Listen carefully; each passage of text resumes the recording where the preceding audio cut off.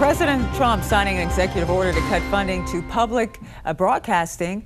We're taking a look at funding that includes NPR, PBS, what they receive, the salaries, executive talent, their pay. Joining us now to discuss is Rachel O'Brien, the Deputy Public Policy Editor at OpenTheBooks.com. Thanks for joining us. Now, when you look at the big picture here, NPR and PBS, they don't get a lot of money, a lot of direct federal funding, but the truth, you say, is more complicated. Break down how much money they actually receive.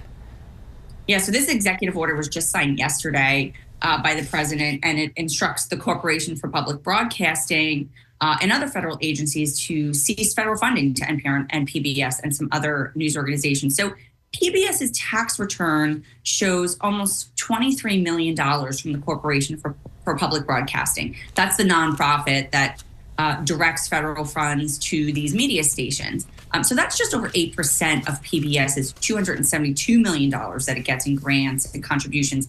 NPR looks like it gets as little as $40,000 directly from taxpayers.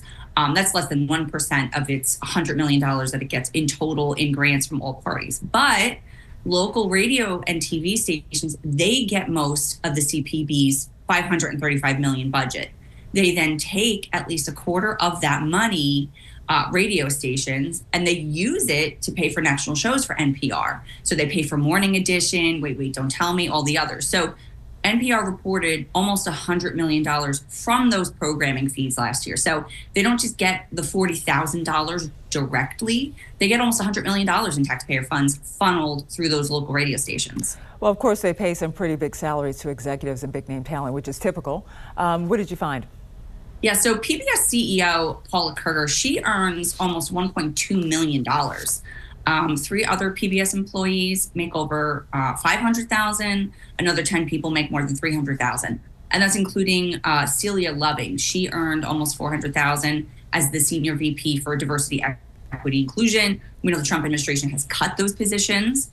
Former NPR CEO John Lansing, he made almost $600,000 when he was there. The new CEO, Catherine Mayer, she began her role midway through the year, so we don't have to pay yet, but it's probably going to be pretty high. On the talent side, like NPR's Steve Inskeep, one of the 4 rotating anchors on Morning Edition, he earned $532,000. Michael Martin, all things considered, makes $485,000. Peter Sagal, my favorite show, Wait, Don't Tell Me, he earns $478,000. And there's more who are making more than $400,000. So they're very well paid there. Right. So the Trump administration, where are the cuts? How do the cuts break down, and how much in assets do PBS and NPR have? Yeah, so initially Congress was looking to cut this, and the Trump administration had encouraged them to cancel $1.3 billion in funding. Now with the executive order, I haven't seen an exact dollar figure, but it looks like all of the funding that goes to NPR and PBS, as well as lots of others, it looks like all of that funding. So PBS at the end of fiscal year 23, they had $641 million in assets.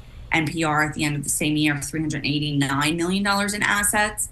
And NPR's, ratings keep falling over and over. So, they have these large assets from other funds, right? People donate, they get money from elsewhere. It's not just the government.